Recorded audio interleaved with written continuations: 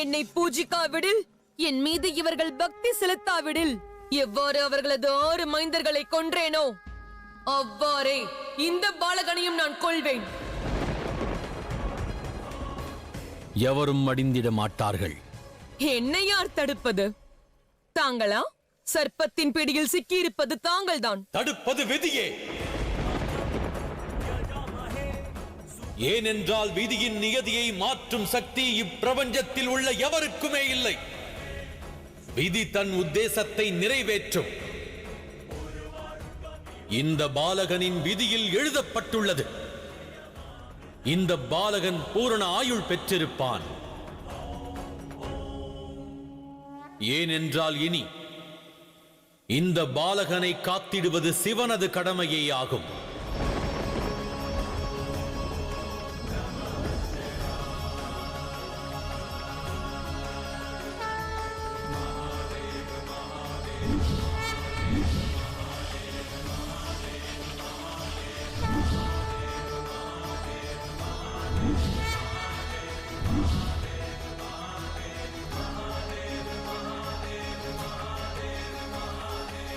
விவசாயியே, வந்து மகனை அழைத்துச் செல். அகால மரணம் அடைந்திட மாட்டான். தனக்கென்று முழு ஆயுள் பலம் பெற்றிருப்பான்.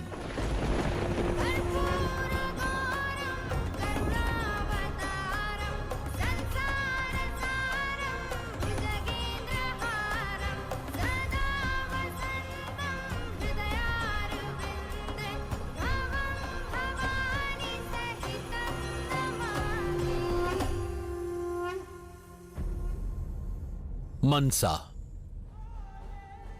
ஒரு அப்பாவியின் உயிருக்கு நமது பிடிவாதத்தை விட மகத்துவம் அதிகமானதே. அவ்வுண்மையை நீ அறிய வேண்டும். உன் குரோதத்தை நீ துறந்து விடு.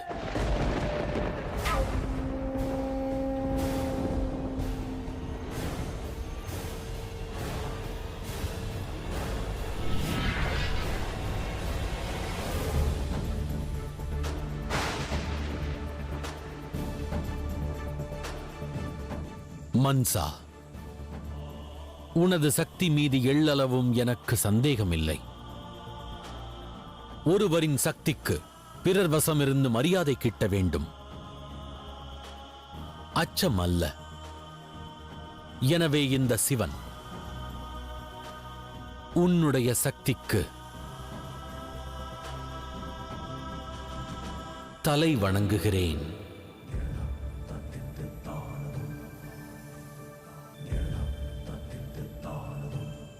மகாதேவா,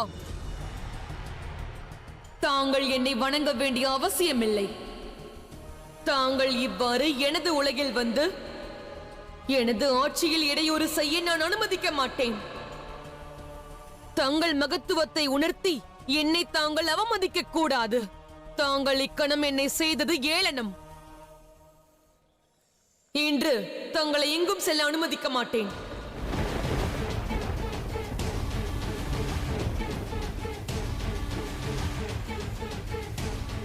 நான் மன்சாவுடன் உரையாட விரும்புகிறேன். யாவரும் சென்றிடுங்கள். நாங்கள் தனித்துரையாட வேண்டும்.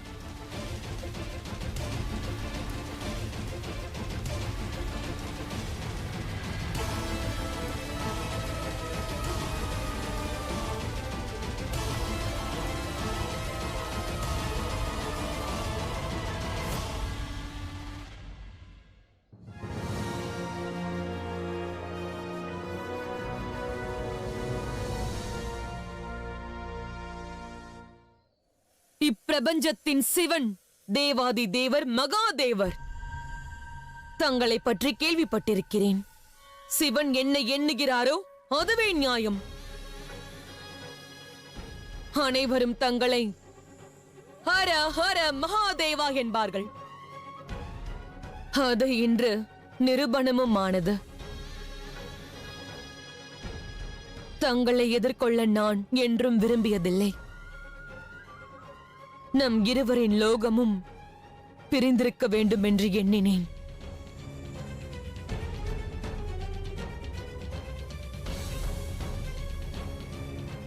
ஆனால் எந்த சிவன் அனைத்து உண்மைகளையும் புரிந்து கொள்கிறாரோ அவரால் இந்த லோகத்தை பிரிந்திருக்க இயலவில்லை. தங்களை சந்தித்ததில் எனக்கு மகிழ்ச்சி மகாதேவா. இனி நமக்குள் விரோதம் துவங்குகிறது, விரோதம் துவங்குகிறது, விரோதம் துவங்குகிறது.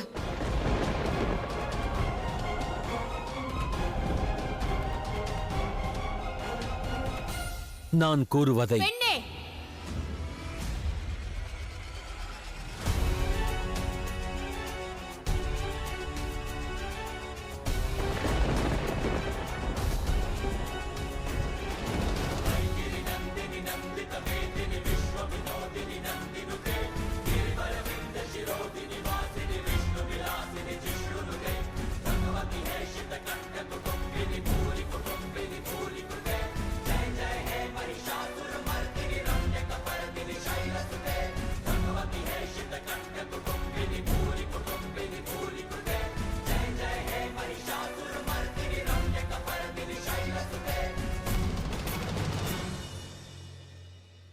சிவனை இவ்வாறு சிறைப்பிடித்து அவரை இவ்வாறு உன் வார்த்தைகளைக் கொண்டு அவமதிக்கும் தவறை எவ்வாறு செய்தாய்? நீ தற்பொழுது எவர் முன்னிலையில் நிற்கிறாய், எவரிடம் முறையாடுகிறாய், எவரை அவமதிக்கிறாய் என்று உனக்கு தெரியுமா? ஏன் தெரியாது? நன்றாக தெரியும். நான் சிவனின் முன்னிலையில் நிற்கிறேன். இந்த மகாதேவரிடம் உரையாடுகிறேன். அவர் தன் கடமையை சரிவரச் செய்கிறார். ஆனால் அக்கடமையை தனக்கேற்றார் போல் விரும்பியபடி தேர்ந்தெடுக்கிறார். சூழ்நிலையானது அனுகூலமாக இருந்தால் உரையாடுவார், அனுகூலமாக இல்லாவிடில் இவர் மௌனம் காப்பார். என்ன, நான் கூறியது சரிதானே மகாதேவா? வாயை மூடு. இனியும் நீ ஒரு வார்த்தை பேசினாய் எனில் இக்கணமே இவ்விடத்திலேயே உன்னை சம்ஹாரம் செய்வேன், இவ்விடத்திலேயே உன்னை சம்ஹாரம் செய்வேன்.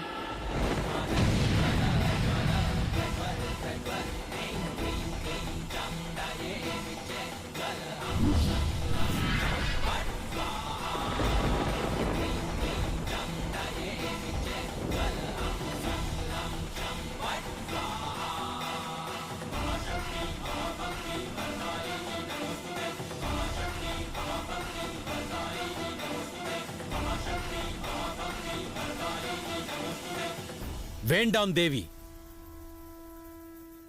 அமைதி கொண்டிருங்கள். மன்சாவின் குரோதம் நியாயமானது.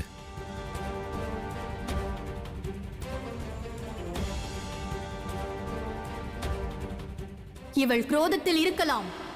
அதற்காக இவள் சக்தி முன்னிலையில் சிவனையே அவமதிப்பாளா?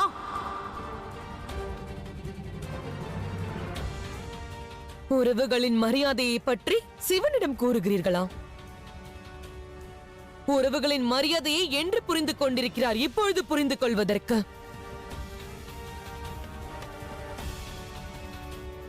அதோடு தாங்கள் தங்கள் கணவரை நிஜ ரூபத்தில் அடைய வேண்டும் என்ற காரணத்திற்காக பயணம் மேற்கொண்டீர்கள் அல்லவா?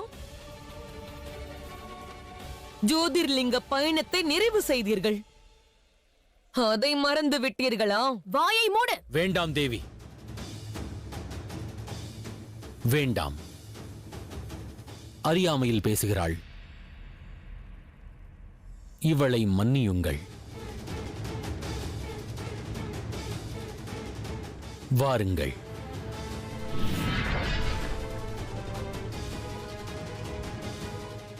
அறியாதவளா? அவ்வாறென்றால் இவளை இவள் பெற்றோரிடம் அழைத்துச் செல்வோம், பெற்றோரிடம் அழைத்துச் செல்வோம்.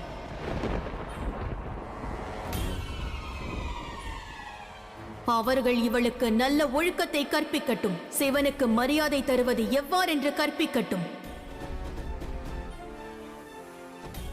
உன் பெற்றோர்கள் யார்? இக்கணமே அவர்கள் யார் என்று கூறு. இக்கணமே அவர்கள் யார் என்று கூறு. இக்கணமே அவர்கள் யார் என்று கூறு.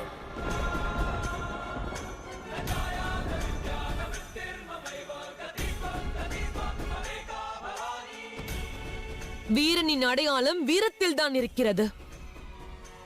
நான் பலமுறை மகாதேவரை எச்சரித்தேன், கூறினேன், எனக்கும் பாலகனுக்கும் இடையே வந்தால் விரோதம் உண்டாகும் என்றேன். இனி இந்த மன்சாவின் விரோதம் எவ்வாறு இருக்கும் என்று பிரபஞ்சத்தின் மகாதேவரும் ஆதி சக்தியும் காணப் போகிறார்கள். நான் இந்த அண்ட சராசரத்தில் உள்ள அனைத்து ஜீவராசிகளையும் சாட்சியாக கொண்டு இந்த மன்சா சிவன் மீதான கோபத்தை கோஷணம் செய்கிறாள்.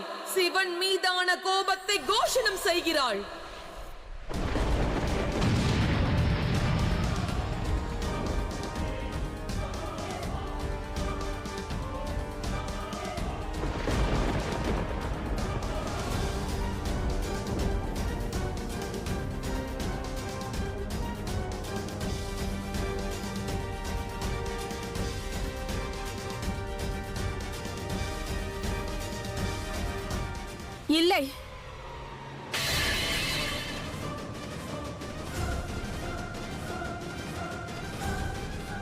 இந்த தவறு நடக்கக்கூடாது. தாயே, சற்று பொறுங்கள். எங்கே செல்கிறீர்கள்? இந்த பெண் மரியாதையின் எல்லையை மீறுகிறாள்.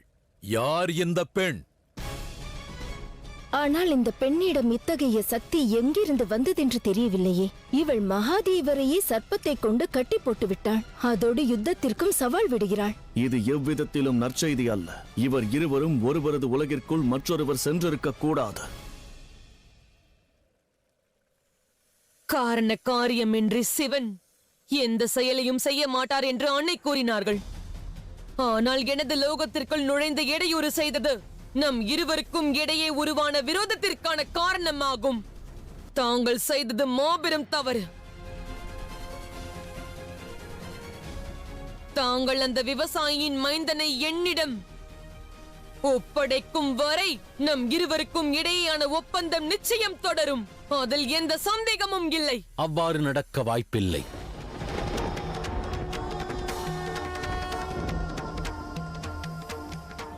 எப்பொழுதும் தாங்கள் விரும்பியது மட்டும்தான் நடக்குமா? இம்முறை அவ்வாறு நடக்காது. நான் எண்ணியதே நடக்கும். மன்சா, மகாதேவரிடம் மன்னிப்பு கோரு.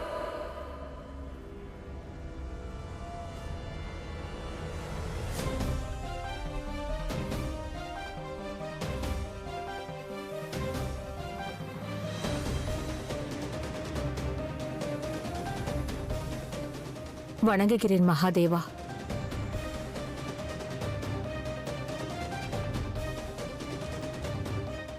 மன்சா, கூறியது கேட்கவில்லையா? மகாதேவர் தேவி பார்வதியிடம் உடனே மன்னிப்பு கோரு.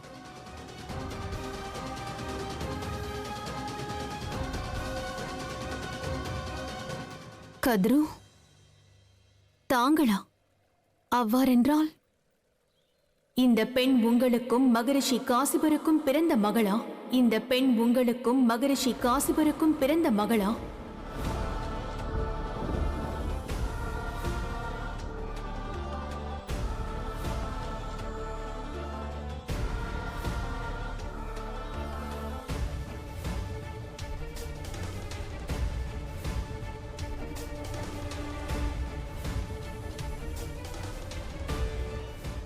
மன்சா, விரைந்து மன்னிப்பு கோரு. தாயே, என்னை கட்டாயப்படுத்தாதீர்கள். யார் யாரிடம் மன்னிப்பு கோர வேண்டும் என்று தங்களுக்கு மிகவும் நன்றாக தெரியும்.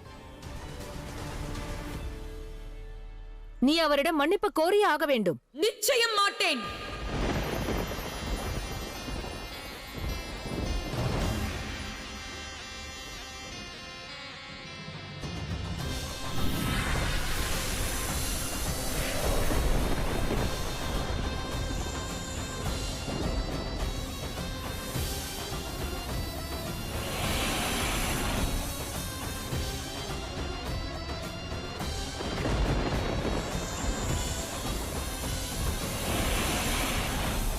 மன்சா, இக்கணமே உனது மானிட ரூபத்திற்கு திரும்பி வா.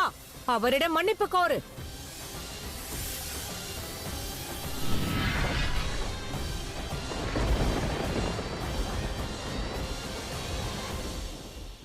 என்னால் நம்ப முடியவில்லை.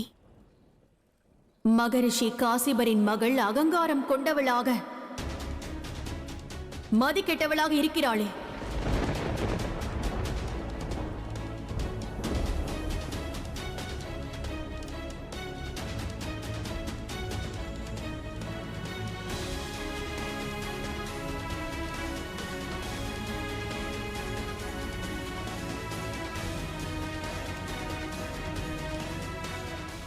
தாங்கள் என்ன கூறினீர்கள்? அதை மீண்டும் கூறுங்கள். மகரிஷி காசிபரின் மகள் அகந்தை கொண்டவளாக, மதி கெட்டவளாக இருப்பதை என்னால் நம்ப முடியவில்லை என்றேன்.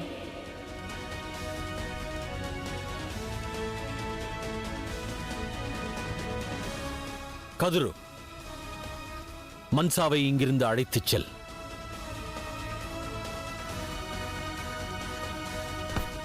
என்னுடன் வா மன்சா. தாங்கள் என்ன கூறினீர்கள்? மீண்டும் அதை ஒரு முறை கூறுங்கள். மகரிஷி காசிபரின் மகள் மதி கெட்டவள்.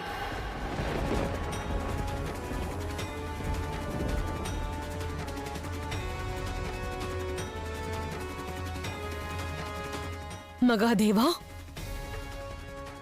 இப்பொழுது மௌனம் காப்பீர்களா? தேவாதி தேவர், பிரபஞ்சத்தின் மகாதேவரின் முன்னிலையில் மீண்டும் மீண்டும் ஒரு மகளிடம் அவள் தந்தையின் பெயர் தவறாக கூறப்படுகிறது. ஆனால் தாங்கள் நியாயமூர்த்தியான சிவன் மௌனம் காக்கிறீர்கள்.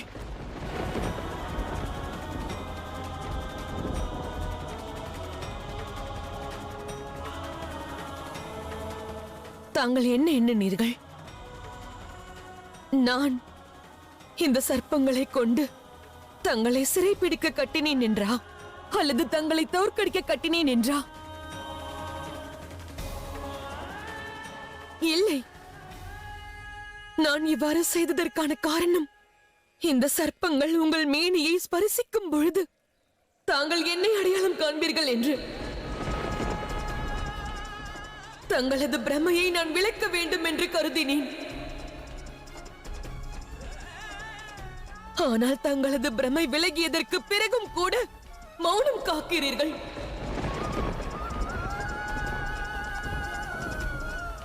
ஏன் மகாதேவா, ஏன்? போதும், நிறுத்து. இனி நீ எதுவும் பேசாதே. இங்கிருந்து புறப்படு. பாருங்கள், எனது அன்னை உங்கள் முன்னிலையில் இருக்கிறார்கள், ஆயினும் மௌனம் காப்பீர்களா?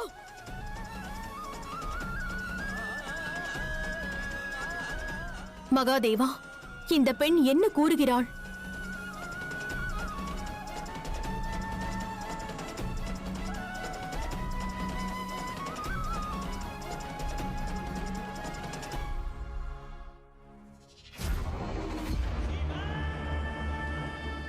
நான் யாரிடமும் எதை பற்றியும் நிச்சயம் கூற மாட்டேன். இது இந்த சிவனின் வாக்கு.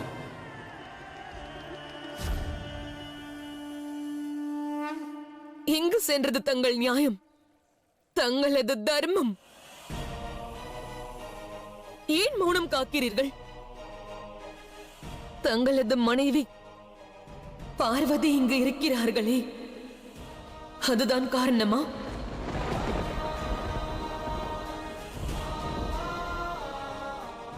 போதும், நிறுத்து.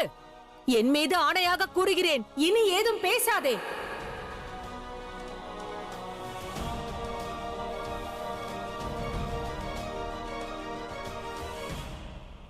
உனது வார்த்தைகளுக்கான அர்த்தம் என்ன பெண்ணே? ஏன் மகாதேவரின் மௌனத்தை நீ கேள்வி கேட்கிறாய்? உனது இந்த சர்ப்பத்தை கொண்டு எந்த பிரமையை விளக்குவதற்கு நீ முயற்சிக்கிறாய்? உண்மை என்னவென்பதை உரக்கச் சொல் மன்சா.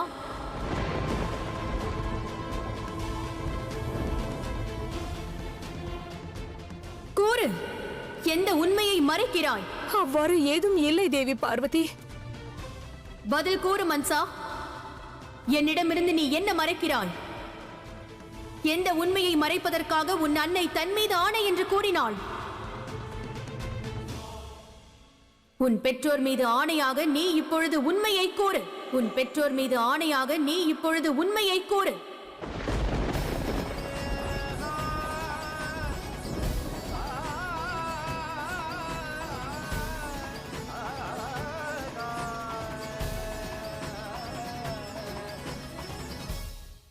எந்த உண்மையை மறைப்பதற்காக இந்த போராட்டம்? உன் அன்னை ஏன் உன்னை இங்கிருந்து அழைத்துச் செல்ல விரும்புகிறார்கள்? மகாதேவர் உன்னை தடுப்பதற்கு பதிலாக ஏன் மௌனம் காக்கிறார்? தேவி பார்வதி, அனைத்து உண்மையையும் அறிந்திட வேண்டிய அவசியமில்லை. அவசியம் இருக்கிறது மகாதேவா. பதில் கூறு மன்சா. என்னுடன் வா மன்சா, இனி நீ இங்க இருக்க கூடாது. முடியாது தாயே. இப்பிரபஞ்சத்திற்கு உண்மை என்னவென்பது நிச்சயம் தெரிய வேண்டும், தெரிய வேண்டும்.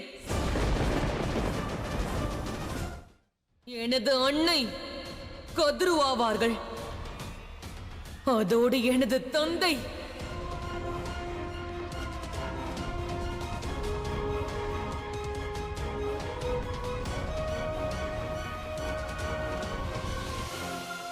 மகாதேவராவார். மகாதேவராவார். மகாதேவராவார்.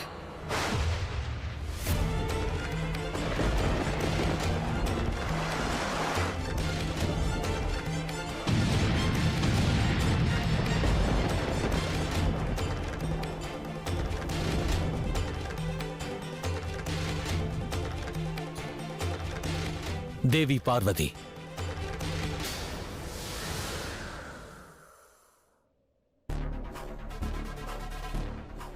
என் சக்களத்தி கதிருவின் மகள் மன்சா சிவனின் அம்சமா?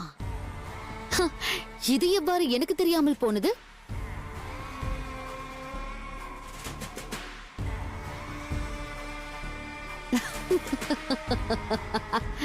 ஆனால் இன்று தெரிய வந்துவிட்டது.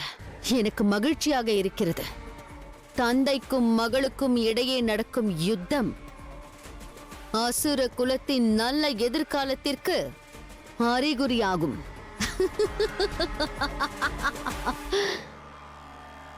தேவி பார்வதி, இப்பொழுது என் அன்னை தந்தையிடம் தாங்களே கூறுங்கள், அவர்களின் புதல்வி எப்படிப்பட்டவள் என்று.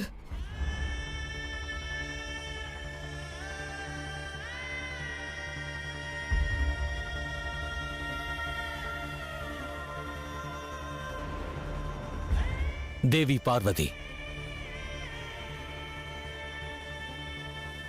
நான் கூறுவதை கேளுங்கள். நான் கூறுவதை புரிந்து கொள்ள முயற்சி செய்யுங்கள் தேவி பார்வதி. என் கணவருக்கு ஒரு மகள் இருக்கிறாள். ஆனால் எனக்கு இந்த உண்மையை பற்றி தெரியாது. இதை பற்றி அறிந்த பிறகும் தாங்கள் கூறுவதை கேட்பதற்கு நான் அங்கு இருப்பேன் என்று எண்ணினீர்களா? பொறுத்திருந்து நான் கூறுவதை கேட்க வேண்டும். இந்த உண்மையை நீ கூறியிருக்க கூடாது. ஏன் தாயே? பல வருடங்களாக தாங்கள் சிவனிடமிருந்து என்னை பிரித்தீர்கள். நான் அமைதியாக இருந்தேன். ஆனால் எப்பொழுதும் நான் தங்களிடம் ஒன்று கூறியிருக்கிறேன். ஒருவேளை சிவன் என் உலகிற்குள் நுழைந்தால், என்னை எதிர்த்தால், அத்தருணம் எனக்கு எது சரி என்று படுகிறதோ அதை செய்வேன் என்று. நான் என் உணர்வை கட்டுப்படுத்த மாட்டேன், என் குரோதத்திற்கு அணை போட மாட்டேன் என்று நான் கூறினேன். பார்த்தீர்களா? அவ்வாறே நடந்தது. உனது இந்த செயலால் சிவசக்தியினிடையே பிரிவு உண்டாகும், கருத்து வேறுபாடு ஏற்படும். பிரிவின் வேதனையை நான் எவ்வளவு அனுபவித்தேனோ அந்த அளவிற்கு அவர்கள் அனுபவிக்க மாட்டார்கள். என் மனதில் இருக்கும் காயத்தை போல் சிவசக்தியின் மனதில் காயம் ஏற்படாது. ஆனால் நடந்தது நடந்தேறிவிட்டது. சிவனின் புதல்வியாக இருந்தும் என்னால் அவர் மகளாக வாழ முடியவில்லை. ஆனால் சிவனின் சத்ருவாக என்னால் நிச்சயம் வாழ முடியும். என்னால் நிச்சயம் வாழ முடியும். என்னால் நிச்சயம் வாழ முடியும். மகாதேவா, தங்கள் மீது நான் ஆணையாக கூறுகிறேன். தங்கள் மீது நான் ஆணையாக கூறுகிறேன்.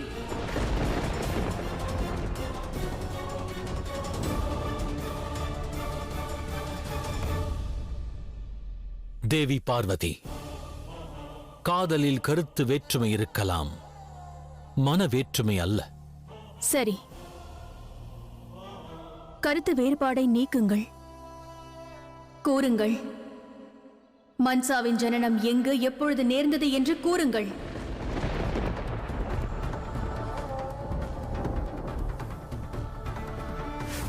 மகாதேவா, தேவி பார்வதியின் மீது ஆணையாக கூறுங்கள், தாங்கள் இந்த உண்மையை என் நிலையிலும் எவரிடமும் கூறக்கூடாது.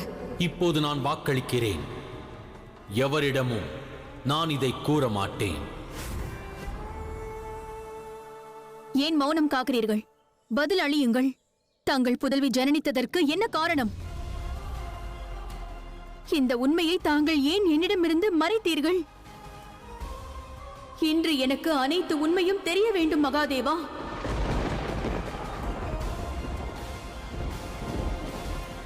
பலமுறை உண்மையை அறிவதை விட நம்பிக்கை கொண்டிருப்பதே அவசியம் தேவி.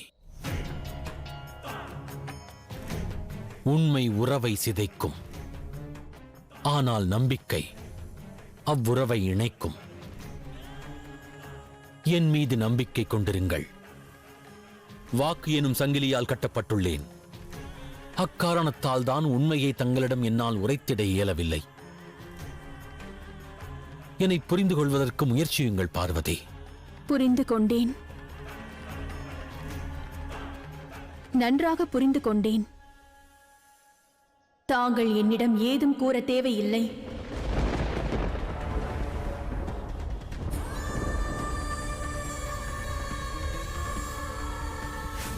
நான் எண்ணில் சரிபாதியான தேவி பார்வதி ஆதிசக்தியின் மீது ஆணையிட்டு கூறுகின்றேன். மன்சாவை பற்றிய உண்மையை எவரிடமும் கூற மாட்டேன்.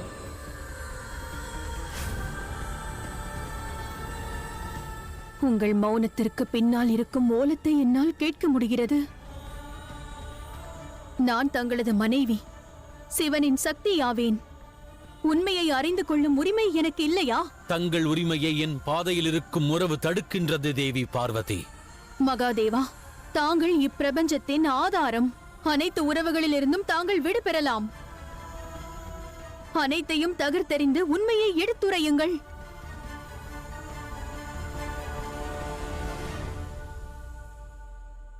தாங்கள் கூற மாட்டீர்களா? சரி மகாதேவா, அவ்வாறென்றால் இந்த சம்பவத்தை நான் எனது கண்ணோட்டத்தில் காண்பதற்கும் எண்ணுவதற்கும் உரிமை எனக்கு உள்ளது.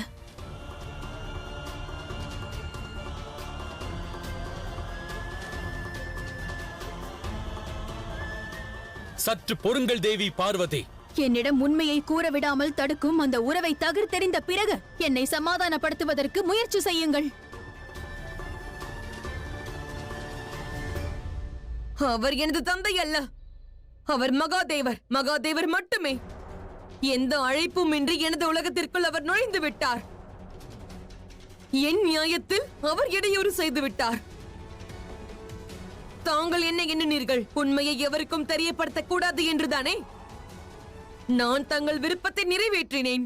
ஆனால் இன்று எனக்கு எதிராக நின்று மகாதேவர் தனது அழிவை தானாக தேடிக்கொண்டார். மன்சா, நீ செய்வது தவறு. மகாதேவருக்கும் எனக்கும் எந்த உறவும் இல்லை, இனியும் இருக்க போவதில்லை, இனியும் இருக்க போவதில்லை.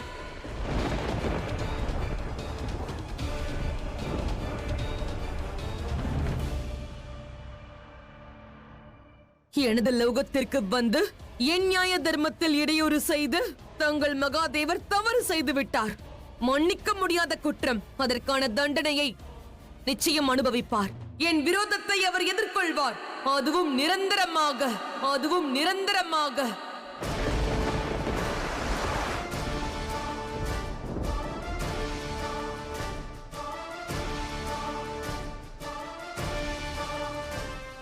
மன்சா,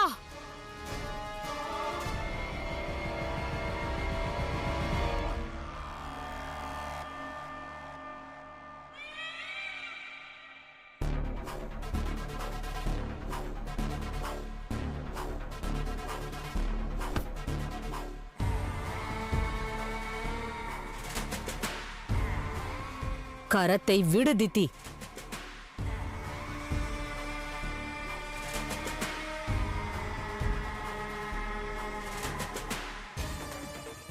நான் கரத்தை விடுவதால் உறவு மாறப்போவதில்லை கதிரு. நாம் சக்களத்தைகள்தான், அதில் எந்த மாற்றமும் இல்லை. நான் ஒப்புக்கொள்கிறேன். அசுரமாதா திதிக்கும் நாகமாதா கதுருவுக்கும் இடையே உள்ள உறவு நலமாக இருந்ததில்லை. ஆயினும் இன்று நான் ஒரு சிநேகிதியைப் போல், ஓர் நலன் விரும்பியைப் போல் காண வந்துள்ளேன். உன் மகள் மன்சாவை விட்டுவிடு. பிள்ளைகள் தவறு செய்தால் அதை திருத்துவது பெற்றவரின் கடமையாகும். தற்பொழுது நடப்பதற்கும் மகாதேவருக்கும் எந்த சம்பந்தமும் இல்லை. என் தந்தையாக அல்ல, விரோதியாக மனதில் கொண்டு உரையாடுங்கள்.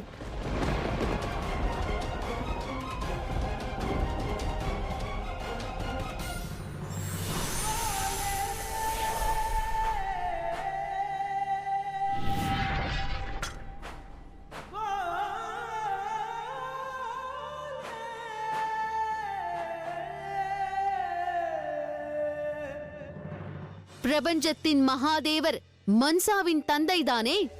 அதுதானே உண்மை. நீ கூறியதற்காக மட்டுமே இது நாள் வரை மன்சா தன்னை தானே மகாதேவரிடம் இருந்து விலக்கி வைத்தாள்.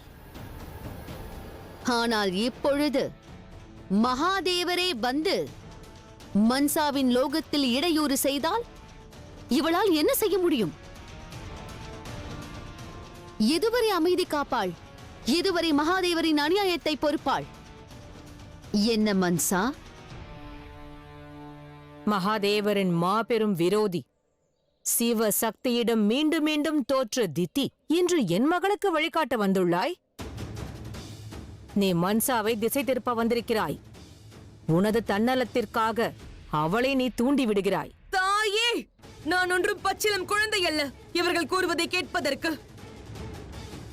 உண்மை யாதெனில் இதுவரை தங்கள் காரணமாக மகாதேவரிடமிருந்து தூரமாக இருந்தேன். ஆனால் மகாதேவர் தான் இன்று தன் எல்லையை மீறினார். ஆகையால் நானும் என் விரோதத்தை பறைசாற்றுவேன். எனக்காக, எனது சுய மரியாதைக்காக, எனது உத்தேசத்திற்காக.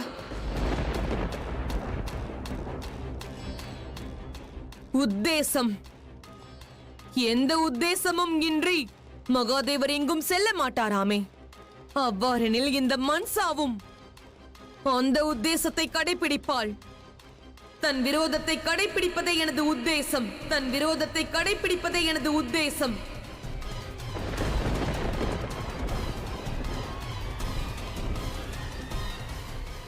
மன்சா, அந்த தவறை நீ செய்யாதே.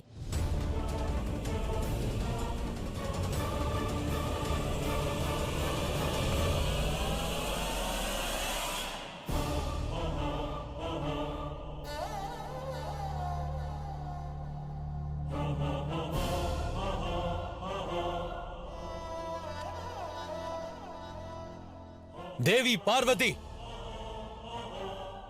சற்று பொறுங்கள் பார்வதி.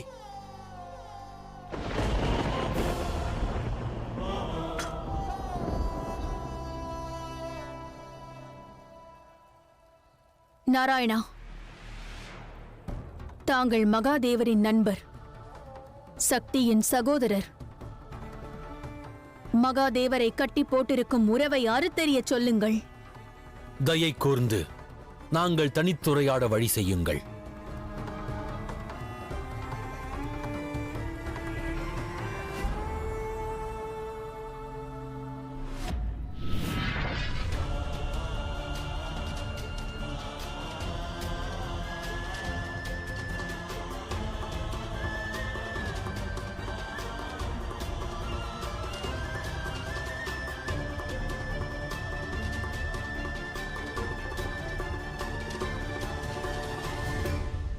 ஒரு குழந்தை தனது இளமையை கடந்து செல்லும் பொழுது தனது நண்பனையும் விரோதியையும் தேர்ந்தெடுக்கும் உரிமை அக்குழந்தையுடையது.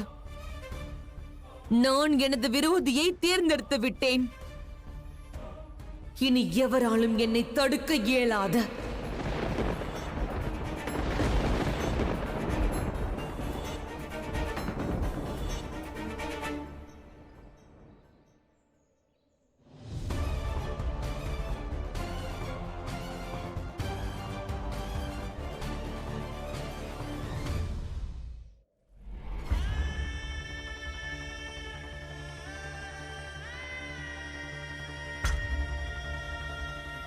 தேவி பார்வதி,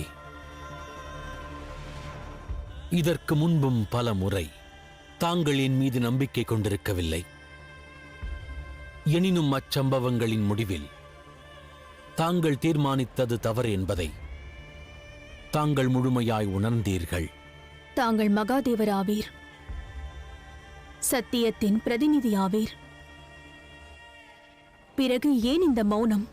ஏன் கத்ருவை பற்றியும் மன்சாவை பற்றியும் இதற்கு முன்பு என்னிடம் கூறாமல் இருந்தீர்கள்? இன்று அந்த உண்மை தெரிய வரும்பொழுது உண்மையை எடுத்துரைக்காமல் அதை மறைக்கிறீர்கள். சங்கிலிகளால் பிணைக்கப்பட்டுள்ளதாக கட்டுக்கதை கூறுகிறீர்கள். நான் சிவனானவன், தாங்களின் ஆதிசக்தி. துணைவியாக சிந்திக்காமல் ஆதிசக்தியாக என் நிலை அறிந்திடுங்கள்.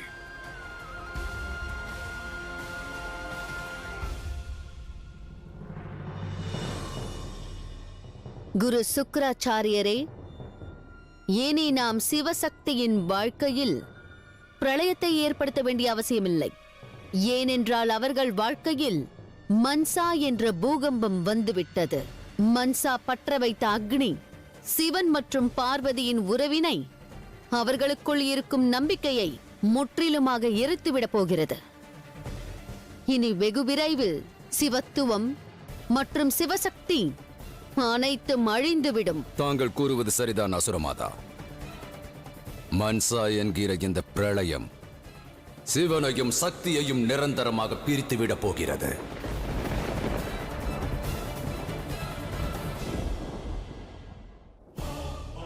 எனது சூழ்நிலையை புரிந்து கொள்ள முயற்சி செய்யுங்கள் தேவி. நான் எதையும் புரிந்து கொள்ள வேண்டிய அவசியம் எனக்கில்லை. நாளை உதயம் வரைதான் உங்களுக்கு நேரம் உள்ளது. அதற்குள் தாங்கள் உண்மையை என்னிடம் உரைக்காவிட்டால் நாளை உதயம் நான் என் அன்னை வீட்டிற்கு சென்று விடுவேன். நாளை உதயம் நான் என் அன்னை வீட்டிற்கு சென்று விடுவேன்.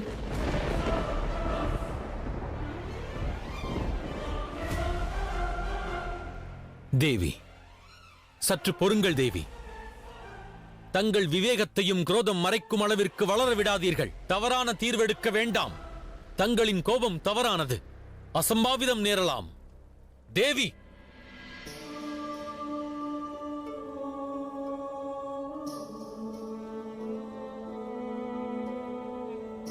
தயை கூர்ந்து என்னை மன்னியுங்கள் தந்தையே. தாங்கள் தனிமை என்று கூறிய பிறகும் நான் இங்கேயே நின்று விட்டேன். என்ன செய்வது? தங்களுக்கும் அன்னைக்கும் ஏதோ பிரச்சனை என்று உணர்ந்தேன். ஆகையால் தான் நான் இவ்வாறு செய்தேன். சூழ்நிலை மோசமாக உள்ளது, ஆனால் எனக்கு முழு நம்பிக்கை உள்ளது. தாங்கள் அனைத்தையும் சரி செய்து விடுவீர்கள்.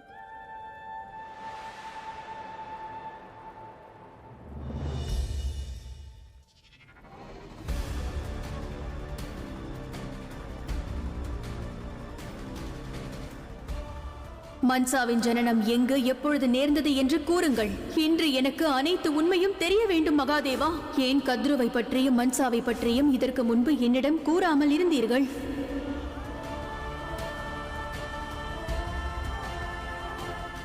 பலமுறை உண்மையை அறிவதை விட நம்பிக்கை கொண்டிருப்பதே அவசியம் தேவி.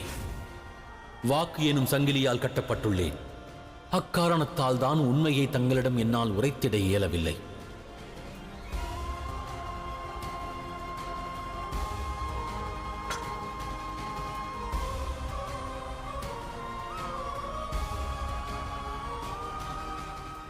நாளை உதயம் வரைதான் உங்களுக்கு நேரம் உள்ளது. அதற்குள் தாங்கள் உண்மையை என்னிடம் உரைக்காவிட்டால் நாளை உதயம் நான் என் அன்னை வீட்டிற்கு சென்று விடுவேன்.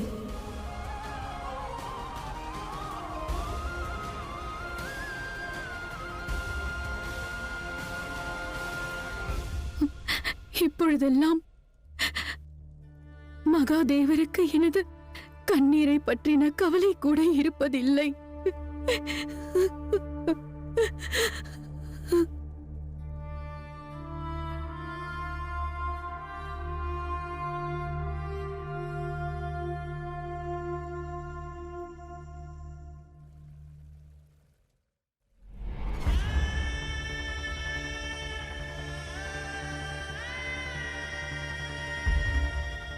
தந்தையே, தாங்கள் இங்கு தியானத்தில் இருக்கிறீர்கள். ஆனால் அன்னை கைலாயத்தை துறந்து செல்ல முடிவெடுத்து விட்டார்கள்.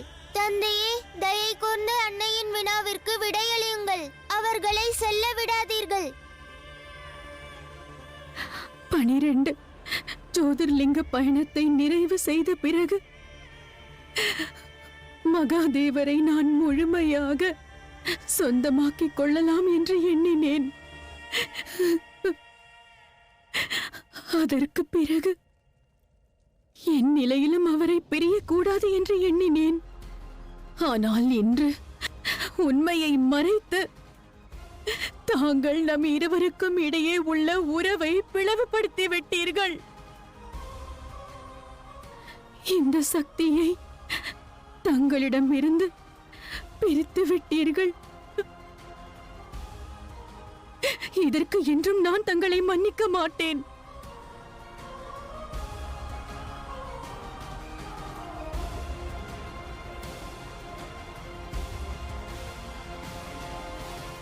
இந்த சக்தியை தங்களிடமிருந்து பிரித்து விட்டீர்கள்.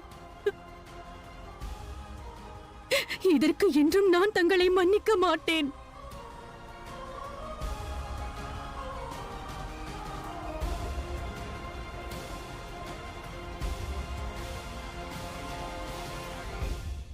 மன்சா தேவி, மன்சா தேவி, மன்சா தேவி. போதும்.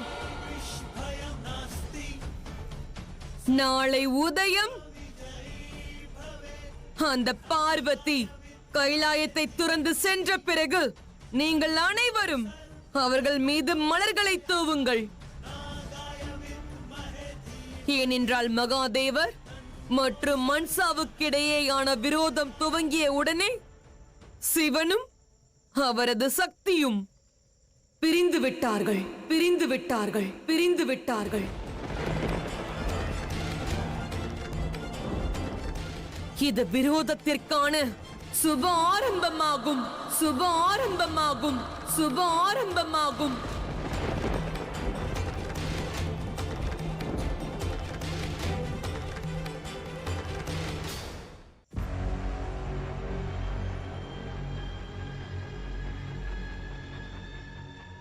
எப்படி இருக்கிறது மகாதேவா?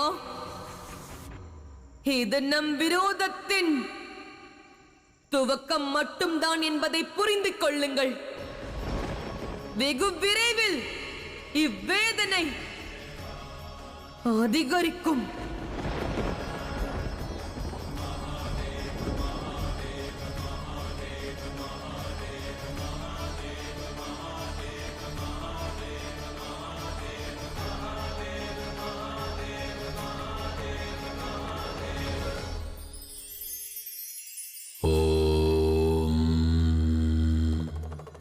நான்கு பாத்திரம் ஒன்றாக இருப்பின் சலசலப்பு உண்டாகும்.